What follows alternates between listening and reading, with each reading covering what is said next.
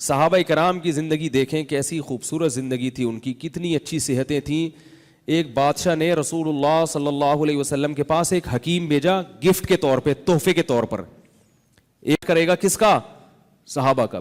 ہمارے محلے میں کوئی ڈاکٹر آ جائے خوشی سے سارے بے ہوش ہو جاتے ہیں کہ یار ڈاکٹر فری میں علاج کر رہے ہیں, کیمپ لگ جاتا ہے, اس کے پاس لمبی لائن لگ جاتی ہے.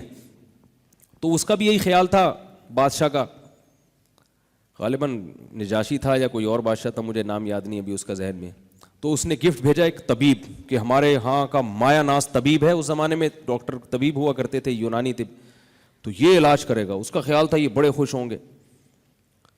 تو وہ سارا دن بیٹھ کے مکھیاں مارتا رہتا تھا, وہ طبیب جو تھا نا سارا دن بیٹھ کے کیا کرتا رہتا تھا, بیماری نہیں ہوتا تھا کوئی, بہت کم کیسز آتے تھے بیماری کے.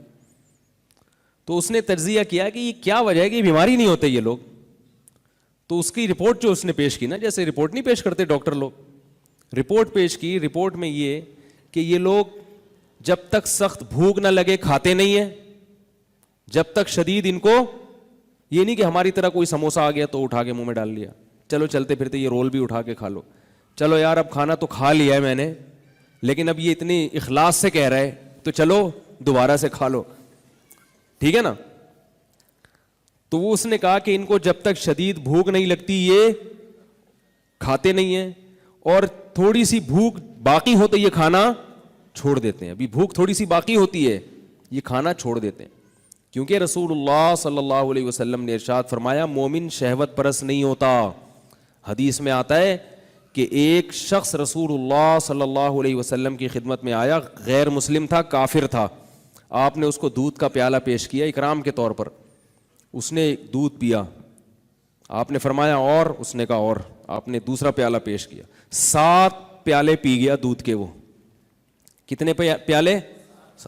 آپ نے اور پیش کیا, اس نے فرمایا بس شبعت, سیر ہو گیا میں. پھر اللہ نے اس کو توفیق دی, کلمہ پڑھا, اسلام قبول کیا اس نے.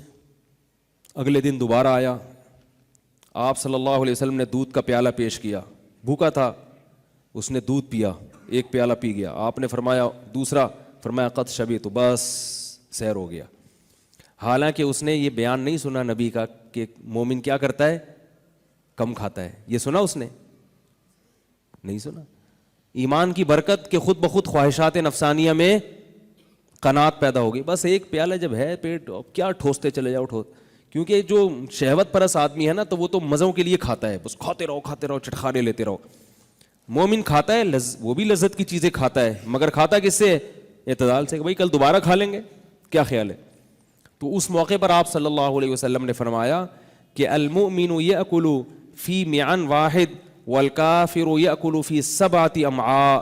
کافر 7 آنتیں بھر کے کھاتا ہے اور مومن صرف 1 آنت بھرتا ہے. اور آج ہماری حالت دیکھیں, کھائے جا رہے ہیں, پھر بالآخر جب بالغ ہوتے ہیں تو بہنوں کی وراثت بھی کھا جاتے ہیں, پھر جائیدادیں کھا جاتے ہیں, پھر پلاٹ کھا گئے, رک ہی نہیں رہے, کھاتے کھاتے بالآخر قبر پھر ہمیں کھانا شروع کر دیتی ہے.